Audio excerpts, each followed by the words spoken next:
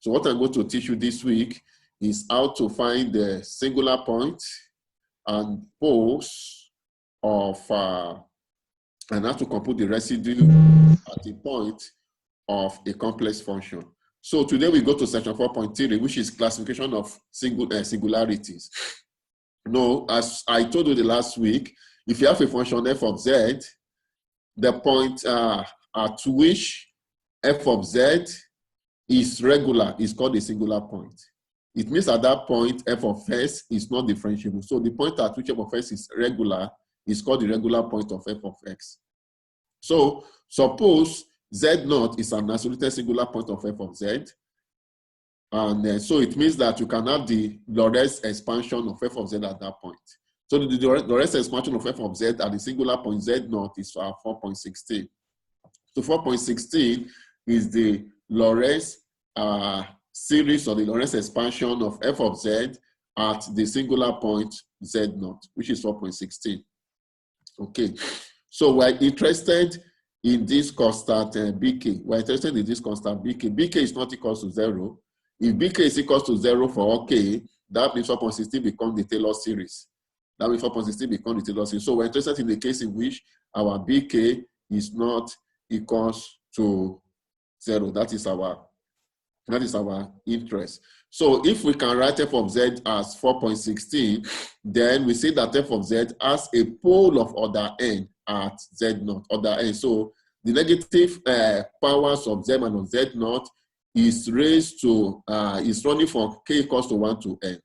So you see your k is running from 1 to n. So in this case, we say f of z has a pole of order n at z0, at the point z0.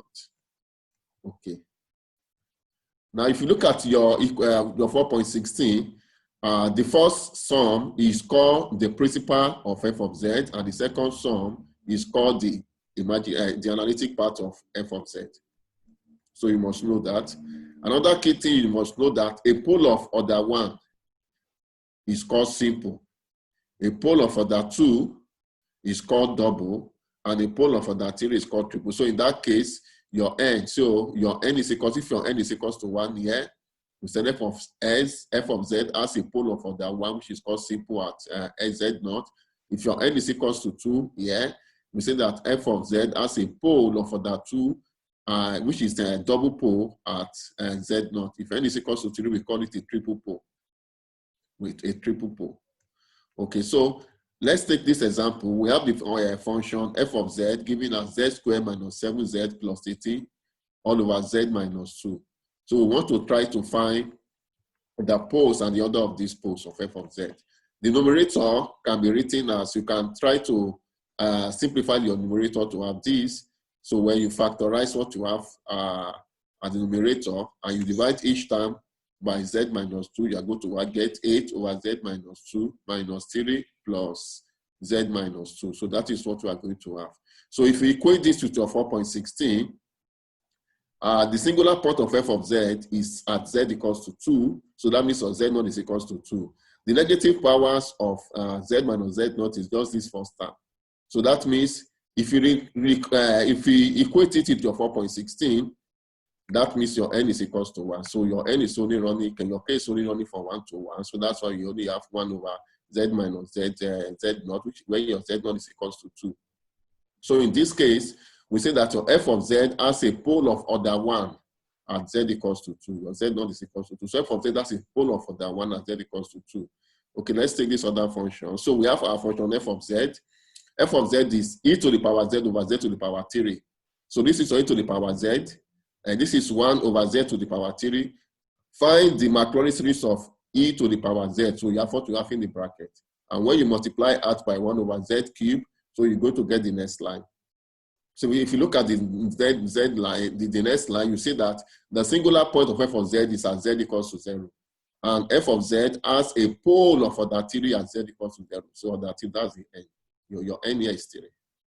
Your n is 3. So that means f of z equals to e to the power z over z cubed, z raised to the power 3 has a pole of order 3 at z0, which is equals to 0. Okay. So the next example says we should show that f of z equals to 1 over 1 minus cos z has a second order pole at z equals to 0. Second order pole means a double pole. Okay, 1 minus cos z. Try to write your cos z in Maclaurin series. The Maclaurin series of cos z is this guy here. So 1 minus cos z will give me this guy that we have here. Okay, so now 1 f of z is 1 over z squared dot 1 over f of z, which is this. Okay, so this will give me 1 over z squared times 1 over g of z. 1 over g of z. Let's try to expand g of z. Your g of z is this guy. This is your g of z. So if you expand your g of z, which is an even function, 1 over g of z will give you expression of this from a plus bz squared plus cz4 plus dz5, where your a is not equal to 0, and in this case, a is equals to 2. So if you use this fact, so put your 1 over g of z here, 1 over g of z, put it as a plus bz squared plus zz4 plus dz4, where a is not equal to 0, so we have the next expression. So the next expression, we can see that f of z is having a pole of order 2, n equals to 2, at z not equals to 0. So this f of z, which is 1 over 1 minus cos z, is having a pole of order 2, which is a double pole at z equals to 0. Okay.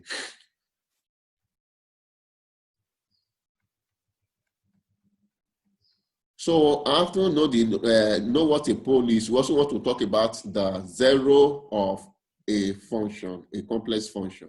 So if f of z is analytic at z naught, if f of z is analytic at z naught, we decode that all the bk will be equal to 0 in 4.16. If f of z is analytic at z naught, it means that all the bk in 4.16 will be 0. So if all the go to 4.16, if f of z is analytic at z naught, so what you have is this guy here. What you have is 4.16. So it means that all the bk will be 0. So that means the first series will be 0. Whenever f of z is analytic at this point z naught, the first series will give you 0. So invariably you only have the second series. So that means your Lorentz series become the Taylor series at z naught. So whenever your f of z is an analytic at z naught, then it means that your Lorentz series at z naught becomes the Taylor series at z naught. So we have 4.17. We have 4.17. So in that case, we have an not to be equal to 0. You see that your series is running from k equals to n to infinity. K is running from n to infinity. Now, in this case, we see that f of z has a 0 of order n, the starting point. N is the starting point of the powers of z minus z naught. So we say that f of z has a 0 of order n at this point z naught. Okay. Now this remark is very important. You can view zeros as the poles of negative order. You can put zeros of f of z as the poles of negative power, and you can also view the other way and vice versa. Okay. Now, for example, look at this function f of z, which is 1 minus cos z.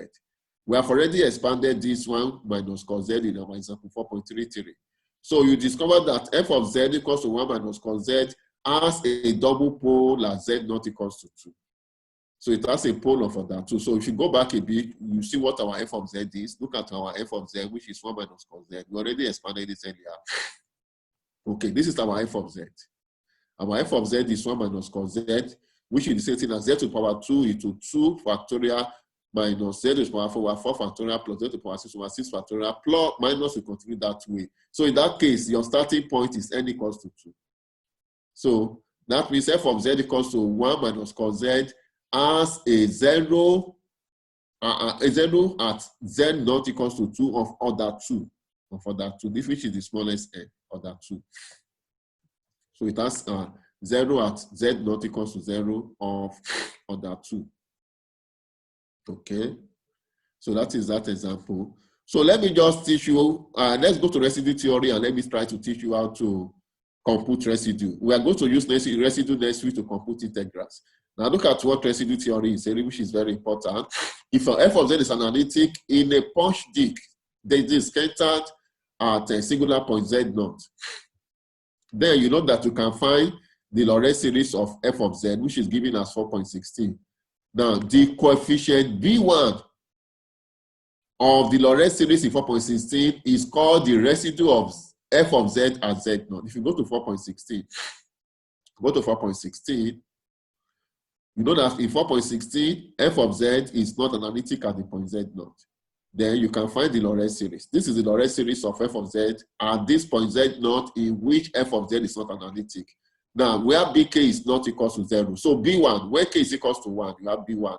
So this b1 is what I call the residue of f of z at z naught. So when your k is equal to 1, I got b1, which is not equal to 0. So this b1 is what I call the residue of the function f of z at z equals to z naught. So that is the definition for residue. That is basically the definition for residue. So the B1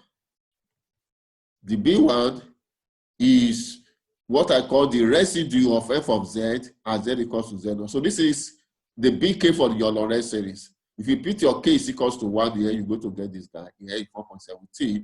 But when we're interested in B1, this B1 is what I call the residue of the function f of z at z equals to z naught. So you must not forget it. This is my notation. So don't forget this notation because I'll complete to make use of it. This notation means the residue of f of z and z equals to z naught equals to b1. Okay, so what I'm going to teach you next is how to compute residue. You can skip this for 4.18 for next week. I'll start applying 4.18 for next week. 4.18 is what I call the residue theory. If I want to evaluate this integral, now once I know the singular point, assuming singular point of f of z, then I can always integrate this integral. So integral of this over this contour is just I 2 pi into the sum of the residue multiplied by the sum of the residue of f of z at each of the singular points. But let's keep this part for today. So our interest now is how do you compute this guy here, the residue. So I want to teach you how to compute the residue. The residue of f of z at z equals to zk. So you must know how to compute this residue because as for next week, I'm going to start using that. Okay. So there are several cases we are going to consider in computing the residues of f of z. The first one is case 1. Whenever your f of z is analytic at z naught, then the residue of f of z at z naught must be 0. Don't waste your time on this. Whenever your function f of z is analytic at z naught, at the point z naught, then it means that the residue of f of z at z naught must be 0. Don't waste your time in computing, it's 0. But the converse is not true in general. The residue of f of z at z equals to z naught may be 0, but f of z may not be analytic at z naught. Look at this example. If you take on f of z to be equal to 1 over z squared, the residue of f of z at z equals to 0 is 0. But f of z is not analytic at the pole z naught equals to 0. So the converse is not true. So what we are sure of is that if your function f of z is analytic at z naught, then the residue of f of z at z naught must be equal to 0. But the converse is not true in general. Okay, so the first case tells you that whenever you want to compute the residue of f of z at z naught, whenever f of z is analytic at z naught, then the residue of f of z at z naught must be equal to 0. Okay, please don't forget this. Case 2 is also very important. This is another case. If you want to compute residue, you must not forget this because I'm going to give it the thought I'm giving you. Okay, even this week, the thought for this week, I'm going to apply this a lot. So if you can write f of z as d of z over z minus z naught, if you can write on f of z as d of z over z minus z naught, where d of z is analytic at z naught, and g of z naught is not 0. G of z naught is not 0. Then f of z has a first order pole at z naught. And the residue of f of z at z equals to z naught is just g of 0, g of z naught. So whenever you can write your f of z as g of z over z minus z naught, then the residue of f of z at z equals to z naught is just g of z naught, which is very straightforward. Okay, so let's look at an example. We want to find the residue of f of z at z equals to 3. So this is our f of z is tanh z over z minus 3. So you can easily see that f of z is singular at z equals to 3. So now we can write our f of z, which is tan z over z minus 3, as g of z over z minus 3, where our g of z is equals to tan z. Is that okay?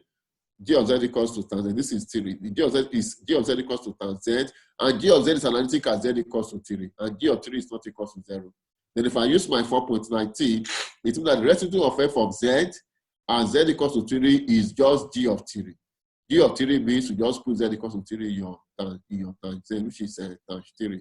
So the residue of f of z as z equals to 3 is g of 3, which is equals to the tan of 3. It's just equals to the tan of 3.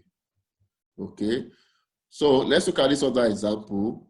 If you take our f of z to be equal to sine pi z over z minus 1, you discover that z naught equals to 1 is a removable singularity of f of z.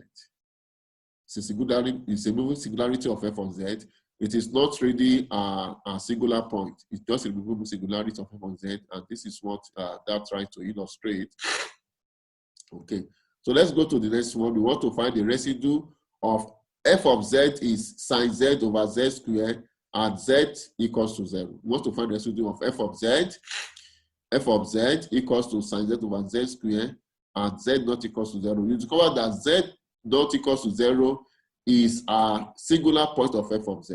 So if you take our g of z to be sine z over z, so f of z will now be equals to g of z over z. G of z over z. Now, if we take it as g of z over z, it means that the residue of f of z at z not equals to 0 is just g of 0. But for you to get g of 0 here, you have to make use of your L'Hopital's rule. To get g of 0, your g of 0 is equals to 1 if you make use of L'Hopital's rule. So another way is that if you expand your g of z, which is sine z over z, so 1 over z, this is the Maclaurin series of sine z. So you expand and open out, you have 1 minus this. So if you put on z equals to 0, you are going to get g of 0 equals to 1. So that's another way. So g of 0 is equals to 1, which is the residue of f of z and z not equals to 0. So another way is that you can use Maclaurin series to find g of 0. You also get the same one. So that means the residue of f of z and z equals to 0 is g of 0, which is equals to 1. Okay. Okay. So let's also find the residue of cos z minus 1 over z cubed at z equals to 0. Now you can write your f of z as g of z on over z. F of z can be written as g of z over z, where your g of z is equals to cos z minus 1 over z squared. Now, if you make use of our 4.19, so that means the residue of f of z at z equals to 0 is just g of 0. G of 0 is 1 over 2. So for you to get g of 0, what is our g of s? Our g of s is cos z minus 1 over z squared. So also make use of the L'Hopital's rule. Make use of the L'Hopital's rule to get g of 0 to be equals to half. Okay. So this one says find the residue of f of z equals to z plus 1 over z into z. This is z minus 2. This is z minus 2 to the power 2 at its singular point. At its singular point. So the first thing you must do is to find the singular point of f of z. The singular point of f of z you must first find. So what are the singular point of f of z? The singular point f of z is equals to z plus 1 over z into z minus 2 to the power 2. So singular point of f of z are the point in which f of z is not regular. So that means as z equals to 0 and z equals to 2. As z equals to 0 and as z equals to 2. So for the singular point z equals to 0, you can take your g of z to be equal to z plus 1 over z minus 1 squared. And g of z is analytic at 0 and g of 0 is 1 over 4. So that means if you use 1.19, the residue of f of z at z not equals to 0 is just g of 0, which is equals to 1 over 4. Okay, we want to find the residue of f of z at the other singular point, which is z equals to 2. So what do we do at this point?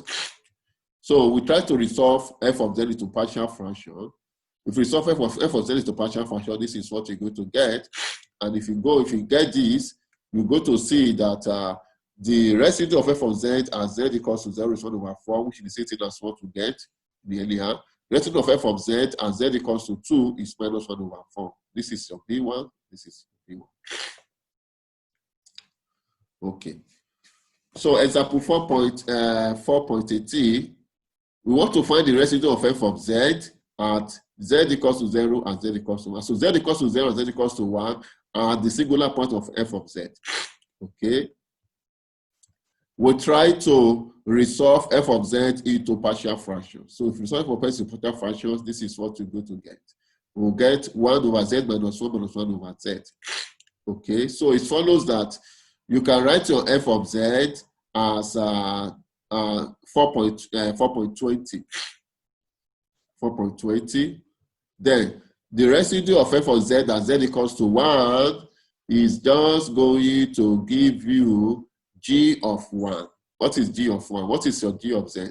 Your g of z is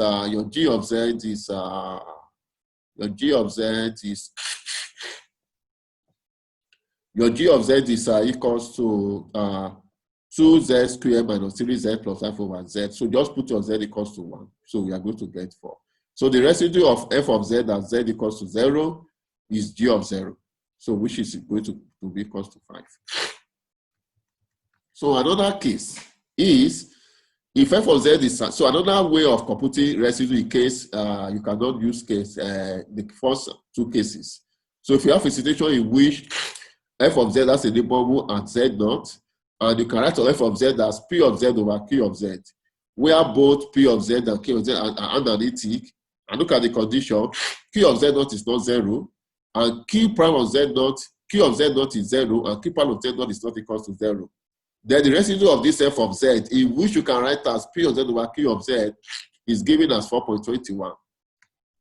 So the residue of f of z as z equals to z naught is just p of z naught over q prime of z naught. So in the case in which you can write f of z as pz over qz, where pz and qz are analytic at z naught, which is the singular point. So you assume that q of z naught is 0, q prime of z naught is not equal to 0. The residue of f of z as z equals to z naught is just p of z naught over q prime of z naught. Okay, let's look at an example. So if you are giving f of z as z squared minus 2z plus 5 divided by z4 minus 4z cubed plus 7z plus 6. Okay, so let's take our numerator as p of z, and the numerator as our q of z. Now you discover that both p of z and q of z are analytic at the singular point of p of z and q of z. Q of 3 is 0. Q prime is to differentiate q of z with respect to z. Then put 2, q prime of 2. This is q prime of 2, which is 7 not equals to 0. Then if we use 4.21 tells you how to compute the residue of f of z and z equals to z naught. So by 4.21, the residue of f of z as z equals to 3. Z naught is 3. Is equals to p of 3 over q prime of 3. P of 3 is 8. And q prime of 3 is 7. So it's 8 over 7. It's 8 over 7. It's 8 over 7. Okay.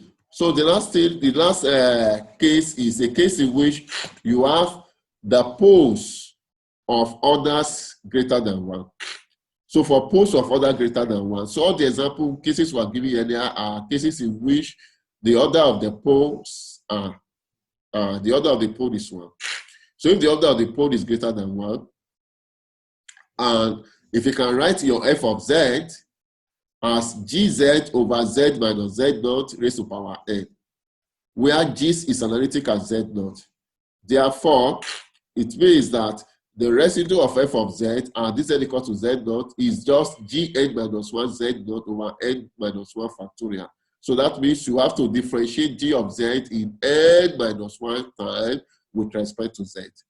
Put on z as z naught over n minus 1 factorial. So in the case in which your function has a pole of order greater than 1, and you can write your function f of z as g of z over z minus z naught raised to power n, where your z naught is the singular point of f of z. Then, if g of z is analytic at z naught, then the residue of f of z at z equals to z naught is just 4.22. That is 4.22. Okay, so let me apply 4.22 to solve the problem for you.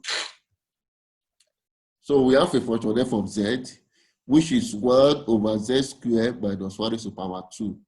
So this function f of z has a pole of order 2 and z is equal to plus or minus 1. So let's try to find the residue of f of z at this pole, which is z naught equals to 1 and z naught equals to minus 1. So, but both poles has order of 2. Okay, so our f of z is 1 over z squared minus 1 to the power 2, which you can write as 1 minus z minus 1 squared, z plus 1 squared. And we put n equals to 2 in your 4.22. So that means the residue of f of z at z equals to 1 is, so your n is 2. So that means you are going to differentiate g once, you put z naught into 2 minus 1 factorial, which is 1 factorial. So that is 1 over 1 factorial. You differentiate g of z is z, and z equals to 1. So you're going to get minus 1 over 4. Minus 1 over 4. So that is the residue of f of z, and z equals to 1. So what I've done today is for you to know how to compute the residue of a function at the singular point of f of z. Then, once you know how to compute the residue, as for next week, we are going to apply the residue theory. Look at the residue theory. So from next week, we're going to start applying the residue theory to evaluate integrals. Where is the residue theory? Okay, this is 4.18 is my residue theory. So for next week, I will go to use 4.18 to evaluate integral. But for you to do that, you must know how to compute the residue of f of z at a singular point. That is what. So what I've done this week is just this. Let the right hand side of 4.18 how to compute the residue of f of z at a singular point. So once you know how to compute the residue, then evaluating the integral along a contour is going to be a problem. That is what we start doing from next week. Okay, so that is going to be the end of the class for today. So the tutorial for this week, I've already put it on Moodle. The tutorial for today is all about you computing the residue of f of z at a singular point. So you go to make use of this by case 1, 2, 3, 4 to compute the residue of f of z at a singular point, z equals to z naught. So let me see you attend till the end of the week. At the end of the week, I want to see how far you have gone with the tutorial for this week. By the end of this week, I will try to put some it on Moodle for you so that it can help you to be able to see how the residues are computed. So that's where I'm going to stop.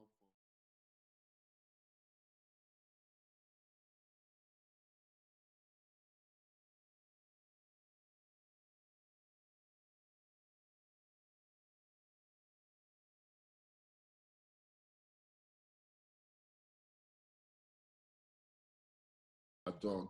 You discover that your theta ranges from 0 to 2 pi.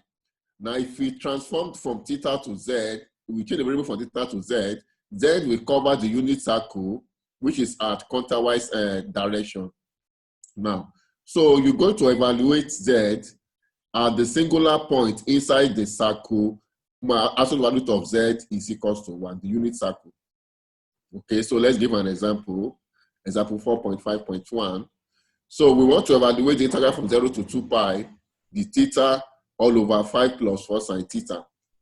Okay, so as I've said, you put your z as e to the power I theta, then theta becomes log z over I, the theta becomes the z over I z. You have sine theta in your integral. Sine theta is just z minus z inverse over 2y. So when you substitute sine theta as this, you put this as the theta, and theta as log z over I, then your integral from 0 to 2 pi the theta over 5 plus 4 sine theta becomes the circle integrals over the unit disk. So you are integrating over the unit disk, which is modulus of z equals to 1. So this is your d theta, this is your d theta, this is your sine theta. So when you simplify this further, when you simplify it further, this is what you're going to get. Just simplify further so you get this. So we are integrating this over the unit circle, which is modulus of z equals to 1. Then we go to use the residue theorem, where z1, so if you factorize 2z squared plus 5iz minus 2, you go to have z minus I into z minus I1, z minus z1 bracket z minus z2, where z1 and z2 are solutions of this. So we find the singular point of 2z squared plus 5iz minus 2. So the singular point are z1, z2. So if you use your general formula for quadratic equation, so you solve the equation, quadratic equation, 2z squared plus 5iz minus 2 equals to 0. So you go to get your z1. So you go to get your z1, which is minus 5i plus 3i over 4, which is minus I over 2. And you go to get your z2, which is equal to minus 2i. So z1 and z2 are just the solution, of this quadratic equation, which is 2z squared plus 5iz minus 2. That is the point, that is the z1 and z2 are the singular point of the function z over 2zi plus 5iz minus 2. So you get the singular point at z1 and z2. Now, you will recall that we are finding the integral over the unit circle, modulus of z equals to 1. So outside the circle, the integral is not valid. So you only to find the integral in the unit circle, modulus of z equals to 1. So there are two singular points, which are z1 and z2. What is the modulus of z1? Modulus of z1 is just half, which is less than 1. Modulus of z2 is 2. 2 is outside the circle, because we want to find the integral over the circle, modulus of z equals to 1. So modulus of z1 is equals to half, which is less than 1. So z1 is inside the circle. Modulus of z2 is equals to 2, which is outside the circle because it's greater than 1. It's outside the circle. So by the residue theory, the integral, so let's compute the residue of f of z.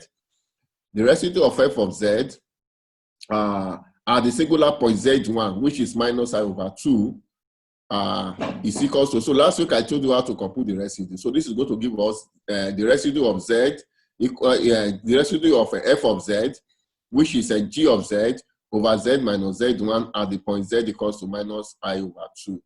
So that means your g of z, if we equate to this, as I told you last week, your g of z is just going to be equal to 1 over z1 minus z2. So the residue is going to be g of z1, which is minus I over 2.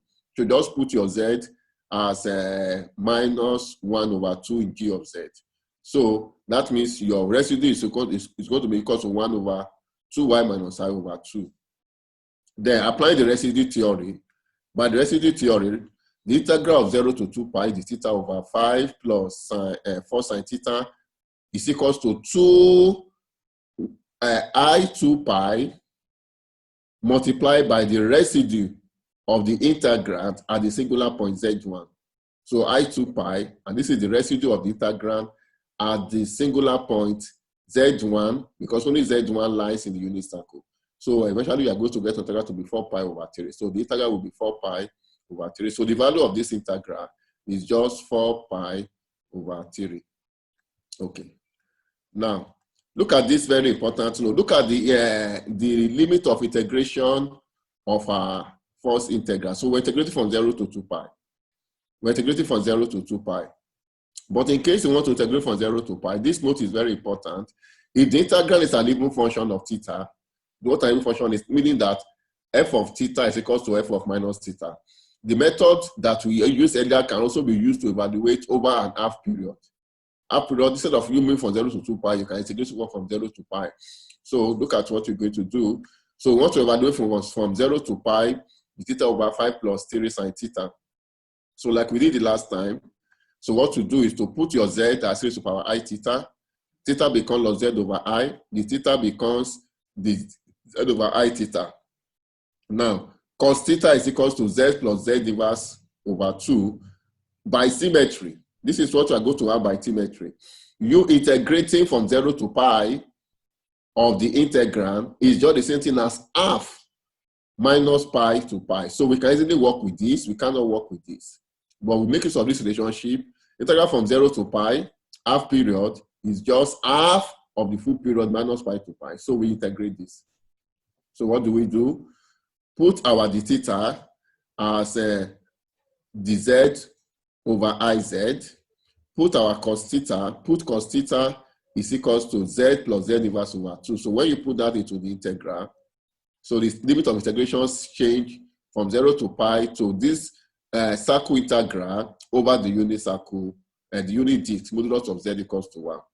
So when you substitute cos theta as z plus z inverse over 2, when you substitute your d theta to be equals to dz over I theta, then this is what you are going to have eventually.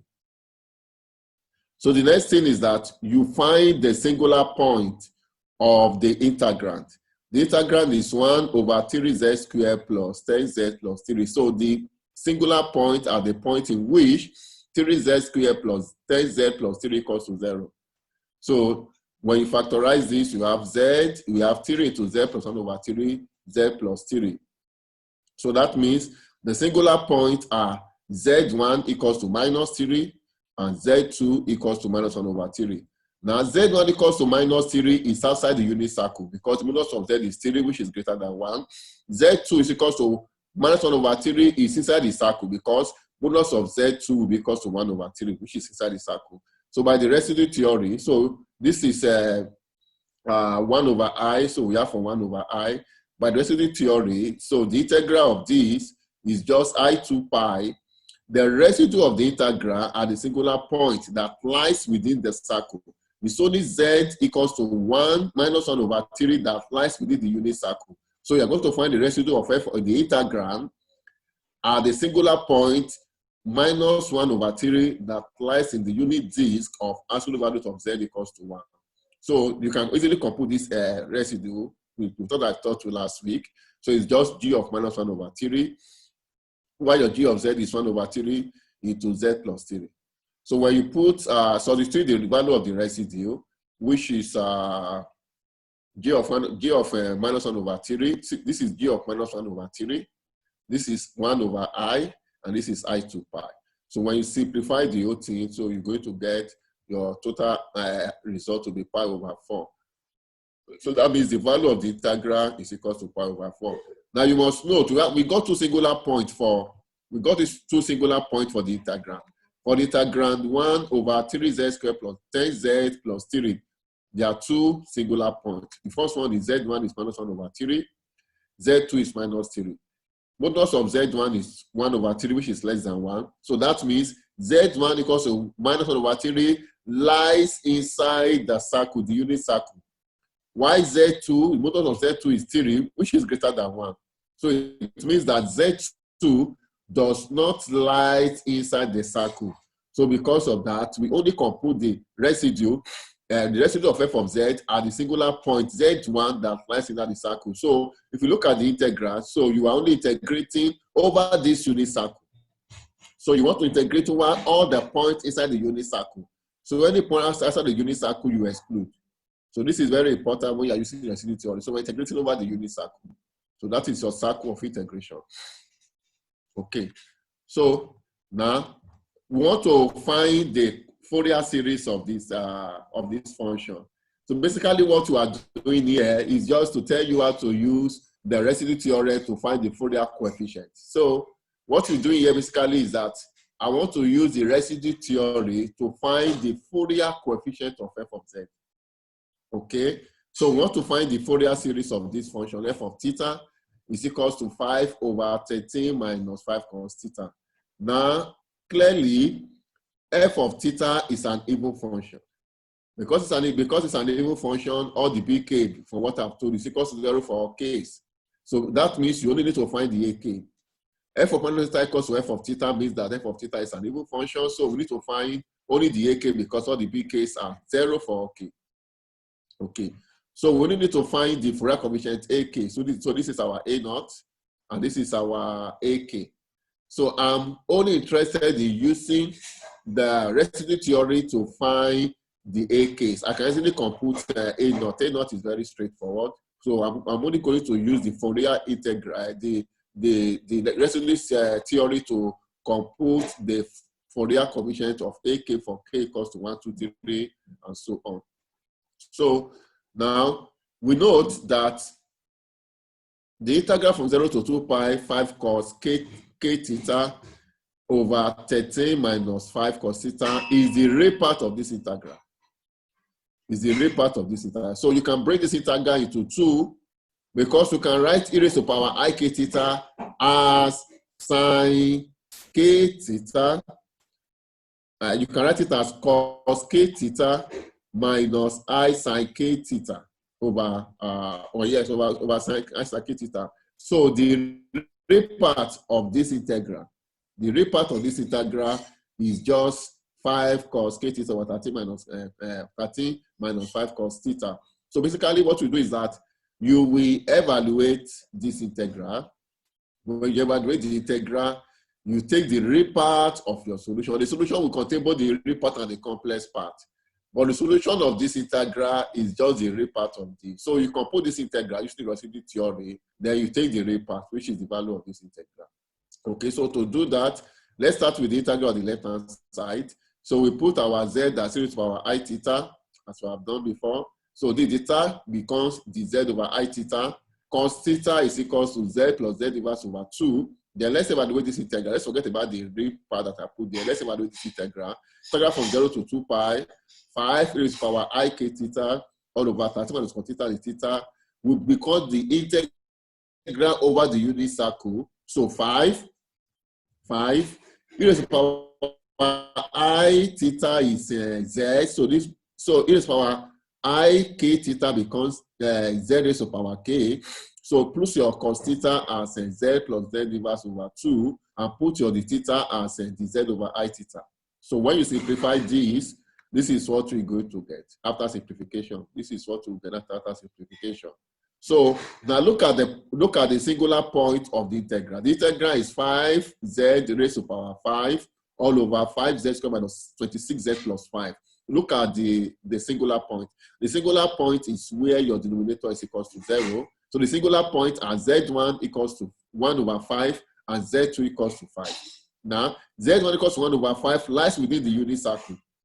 z2 equals to 5 lies outside the unit circle. So that means we are only going to compute the residue of the integral. The integral is 5 z raised to power k into 5 bracket z minus 1 over 5 into z minus 5.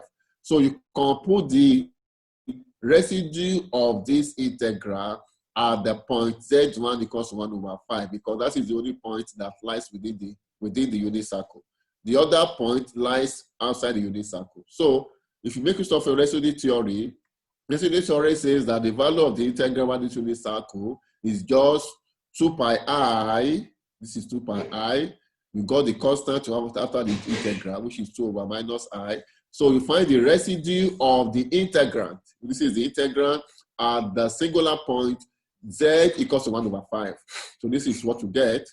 Now last week I spent a lot of time teaching you how to compute the residue at the singular point, and I solved a lot of questions in the tutorial program that I posted on Moodle over the weekend. So the residue is just g of 1 over 5. The residue of the integral at the point z equals 1 over 5 is just g of 1 over 5. Where your g of z is z over k, z raised to power k over 5 minus and z minus 5. So when you compute the residue, you just put your z equals to 1 over 5 in g of z. So this is minus 4 pi. So this is the value of the residue.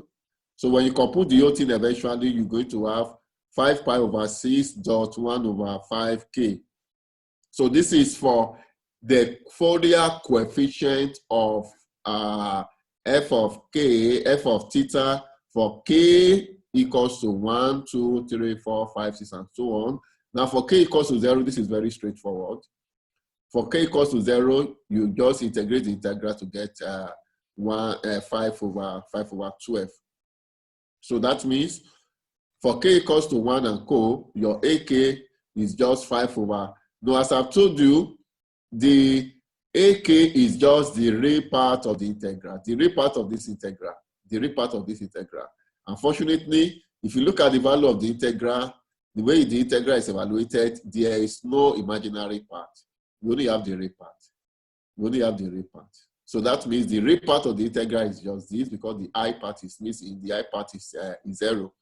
So that means your AK for k equals to 1, 2, 3, and so on is just 5 over 6 plus 5 to the power k. Now, the Fourier series of 5 over 13 minus 5 cos theta will just be A naught. This is your A naught, which is 5 over 12 plus summation k equals 1 to infinity of AK cos k theta. So this is what you get for the Fourier series of that function. Okay. Now, note this. If we want to integrate integrals that involve z to the power n, look at what we're going to do next. If I want to integrate sine 5 theta or sine of multiple angles of the multiple angles of sine theta or cos theta, you go to do some little adjustment. Now, if you take your z, you take your z to be cos raised to the power I theta, then you go to get cos m theta. The one we have done earlier is a case in which m is equals to 1. If m is equals to 1, then you just have cos theta equals to raised to the power I theta plus raised to the power minus I theta over 2. But if you multiply theta with a value, with a constant greater than 1, you are going to get cos m theta will be equals to e raised to the power I m theta plus e raised to the power minus I m theta over 2. But using your z as e raised to the power I theta, this becomes z to the power m plus z to the power minus m over 2. Similarly, sine m theta becomes z raised to the power m minus z to the power minus m over 2y. But if your m is equals to 1, you are where we started from. If your m is equals to 1, so cos theta will just be z plus z inverse over 2.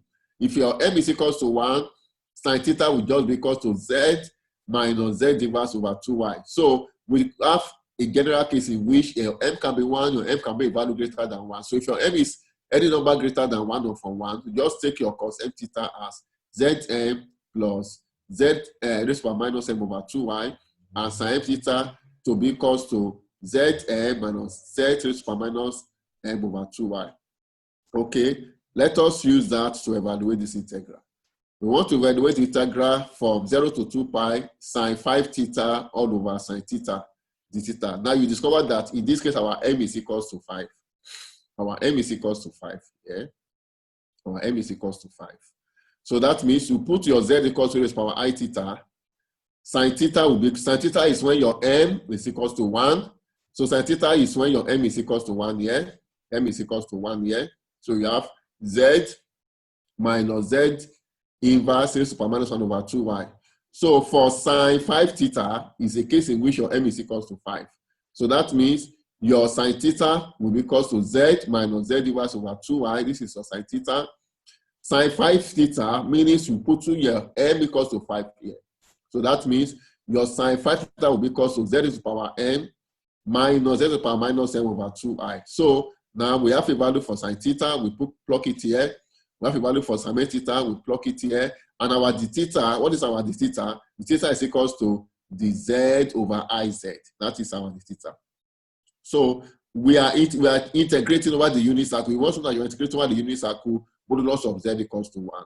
So your integral from 0 to 2 pi sine 5 theta over sine theta d theta will become the integral over the unit circle, modulus of z equals to 1. This is your sine 5 theta. This is your sine theta. This is your dz. So when you simplify this, you're going to get z raised to the power 10 minus 1 all over z squared minus 1 d theta over I 5 theta. You are integrating over the unit circle of z equals to 1. So when you simplify this further, this is what you're going to have. You're going to get z raised to the power 8 plus z raised to the power 6 plus z raised to the power 4 plus z raised to the power z squared plus 1 is theta over I 5z. Now, you're going to look at the integral. So if you divide each term by z to the power 5, divide each term by z to the power 5, you will discover that f of z has a pole of under 5 at z equals to 0. Because when you divide by raised to the power 5, so we'll be having 1 over z to the power 5 here. This will become z squared, and this will become 1 over z cube, 1 over z, z, and z cube. So that means the integrand has a pole of order 5 at z equals to 0. Okay, so z equals to 0 lies within the unit circle. So that means you will evaluate the residue of this integrand at z equals to 0. So that is it. You compute the residue of the integrand at the point z equals to 0. So that is going to be equal to g of z over z5, whereby this is your g of z. So put z equals to 0 in g of z. So what you get, this is 0, 0, 0, 0, 0, 0. Just have 1 over. So when you put z equals to 0 in g of z, what you have is just 1 over I. So the residue of f, the integrand at z equals to 0 is just 1 over I. 1 over I. Then you multiply by I2 pi, because this integral is just I2 pi times the residue of the integrand at the singular point. So this is I2 pi times the residue of the integrand at the singular point z0 equals to 0, which is 1 over I. So everything becomes I will cancel I is just 2 pi. So that means the value of the integrand is just 2 pi. Okay, that is the first. So we look at a case of integrand, which I call the trigonometric integral. So basically what I say we do this week is we are using residue theory to evaluate integrals. You already know how to compute residue from what we did last week. So the first class of integral that we consider is what I call the trigonometric integrals. Now I want to consider another class of integral in 4.5.2. So we're going to consider another class of integrals. So I will tell you what to do when you have this type of situation. So this is what I call the improper integrals of rational real numbers. So these are integrals of this form. We will discover that the integrals we have in 4.5.2 is different from the one you have in 4.5.1. The one you have in 4.5.1 is what I call the trigonometric integrals. And the way you integrate them is different from what you have in this case. So when you have the integral, this is an improper integral from minus infinity to infinity of n of x over d of z dz. So what do? So we assume that n of x and d of x are real polynomials with no common factor. That is the condition. There's no common factor between n of z and d of z. You must know this. Once you have a common factor, you cannot use what I want to do here. So our other assumption is that we want the integral to, it's an improper integral, we want it to converge. For the integral to converge, we must ensure that d of z, which is the denominator, so just for you to easily recall, n means the numerator, d means the denominator. So what you have up is what the numerator at s, the numerator at z. So for the integral to converge, we must ensure that the denominator has no real zeros. The numerator has no real zeros, number one. Number two is that the degree of the numerator should be at least 2 more than the degree of the numerator. That is it. The degree of the denominator should be at least 2 more than the degree of the numerator. So please, if you want to integrate it, the integral of this form, very easy. Your solution is what I put as 2.2.5. This is the solution to this integral. This is the key. This is the key. So the key is 2.25. When you want to integrate from improper integral from minus infinity to infinity of n of x all over d of z dz, the solution is I over 2 pi, the sum of the residue from I equals 1 to n of zk. So you have to look at all the residues, or all the singular points of z, nz over dz. So you find the residues, you add together, multiply by I2 pi. So whenever you're integrating this integral, the solution is the right-hand side of 2.25. So the solution to the integral is this guy here, where the z1 to zn are the singular point of f of z in the upper half plane. So you cannot compute the residue over all the singular point of nz over dz.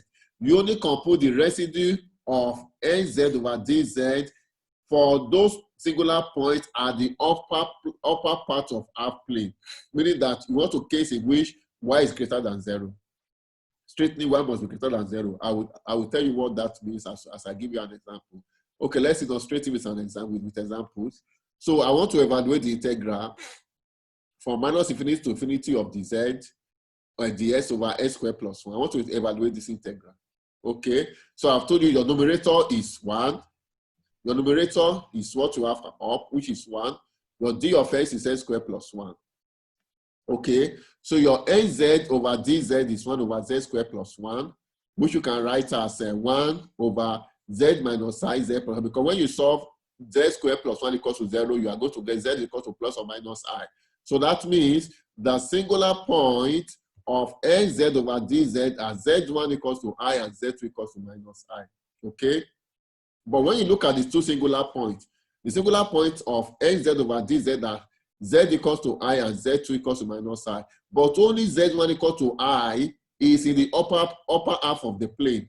Z2 equals to minus I will lie below the y with the y-axis. Is that okay? So because of that, so you are going to find the residue over z1 equals to I, because this one lies outside the upper half plane. So okay, thus, if you use equation 2.25, the integral from minus infinity to infinity ds over s squared plus 1 is just I over 2 pi. So you're only finding the residue of n of z over d of z over I equals to 1, because I equals to 1 is the only singular point that lies in the upper half plane. Z2 equals to minus 1 lies below the upper half plane. So we only compute over this one. So the value of this residue is just g of I, where your g of z is 1 over z plus I. So that means it's going to be just 1 over I 2 pi divided by, this is the residue of n of z over g of z at the singular point I equals to 1. So at the end of the day, you're going to get pi. So the value of this integral is just pi. Okay? Okay. Now, you must take note of this. Take note of this. You discover that the integral that we had is between it and the proper integral between minus infinity to infinity. So what happens if you want to integrate between 0 to infinity? So you must take note of this. If your integrand, which is n of x over d of x, is an even function, if the integrand, which is n of x over d of x, is an even function, then you can make use of this relationship. The integrating from 0 to infinity, n of x over d of z is just half of integrating from minus infinity to infinity of n of s over d of x dz. So what you do is that you integrate this guy, divide by half, gives this value.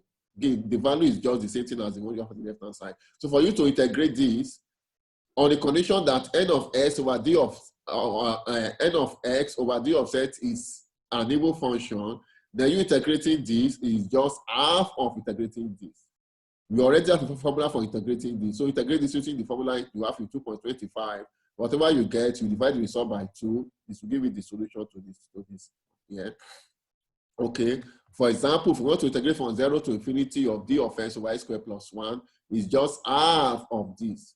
So this is what we have integrated in the last example. So we got this to be pi. If we go up a bit, this is basically what we earlier integrated, and we got the answer to be pi. So if you want to then change the limits of integration from 0 to pi, is just half over this integral, which is pi over 2. Okay. Okay, let me give you another example. We want to integrate from minus infinity to infinity of x squared e over x raised to the power 4 plus 1 dz. Okay. So you have the numerator. N of z is z squared. You just change the variable from x to z. So n of z is the numerator, which is z squared. D of z is the numerator, which is z squared plus 1. So n of z over d of z is equal to z squared over z squared plus 1. So you must find the singular point of n of z over d of z. The singular points are the point where z4 plus 1 equals to 0. The point where z4 plus 1 equals to 0, that means z4 equals to minus 1. So z4 equals to minus 1 will give you 4 points. Number 1, e to the power I pi 4. The second singular point, e to the power I 3 pi over 4. The third singular point, e to the power minus I pi over 4. And the fourth singular point is minus I 3 pi over 4. So there are 4 zeros, 4 singular points to that integral. But not all the 4 singular points lies in the upper half plane if you draw. So the ones that lies in the upper half plane is just Z1 and Z1 and Z2. Z1, Z2. So Z3, Z4 does not lie in the upper half plane. So that means you're going to compute the residue of the integrand over Z1 and Z2. So you add the two together. So integrating from minus infinity to infinity s squared over all over I squared plus 4 is I2 pi.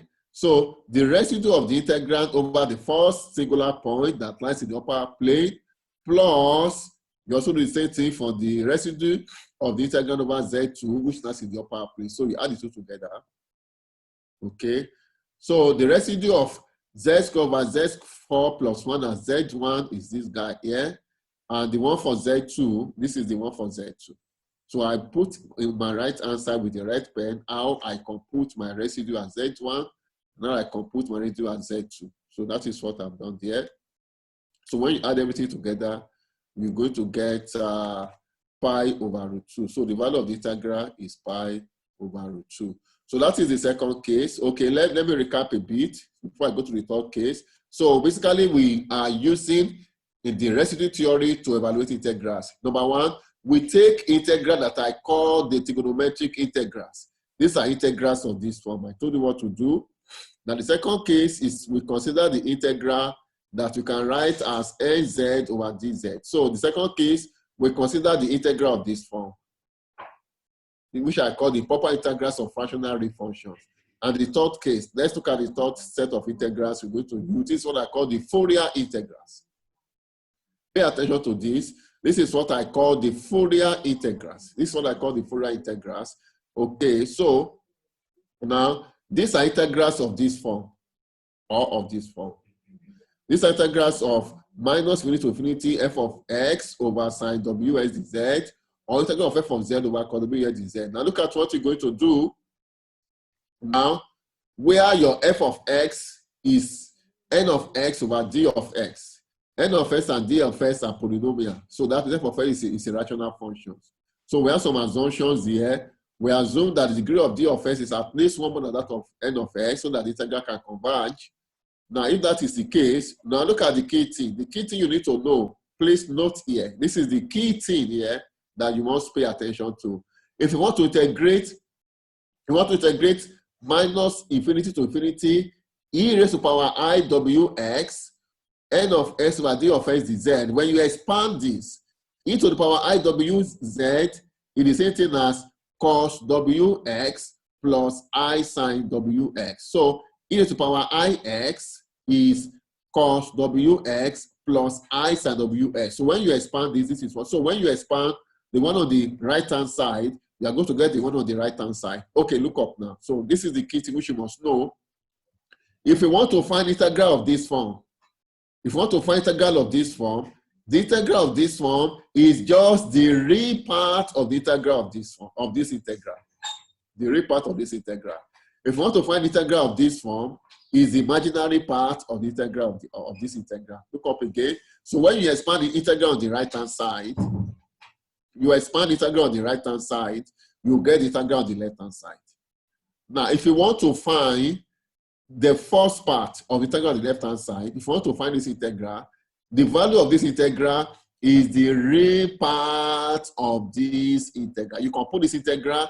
It's a complex number, you take the real part, the solution to this. If you want to compute this integral, you cannot compute this directly, so you come and compute this integral, and once you get the integral, you take the imaginary part. Imaginary part is the solution to this integral, okay?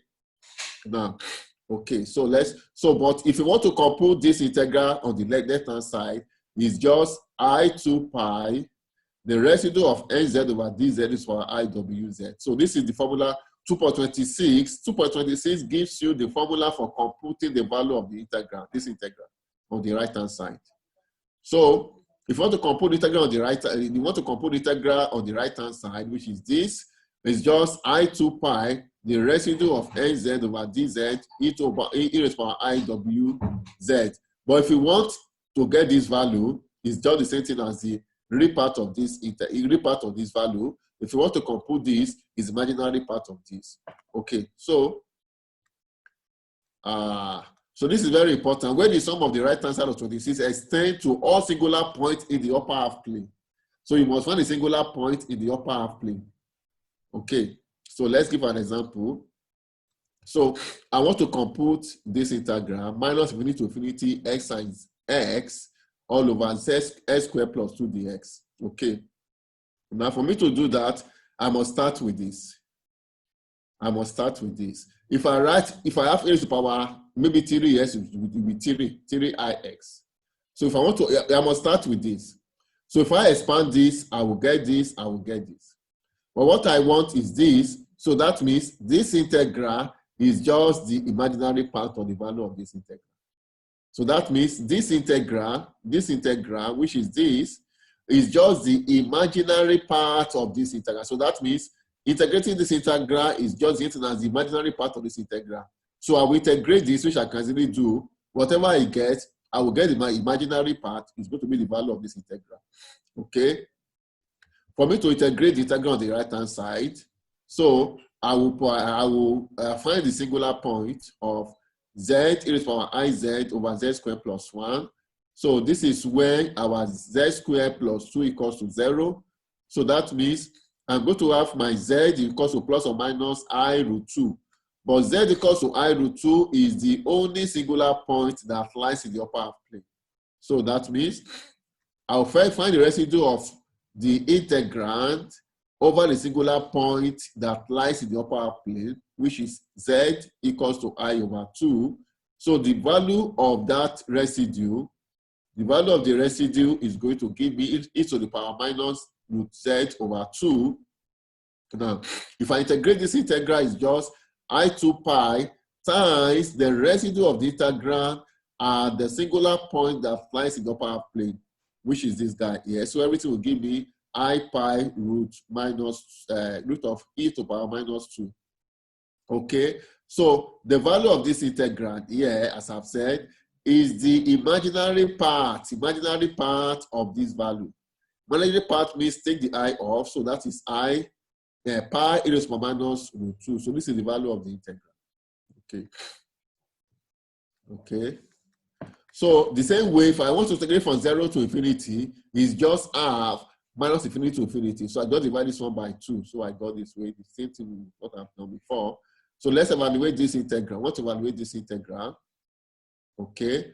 So to evaluate this integral, I've made life easy a bit because I don't want to have cos square of x. I know that my cos square of x is 1 plus cos 2x over 2.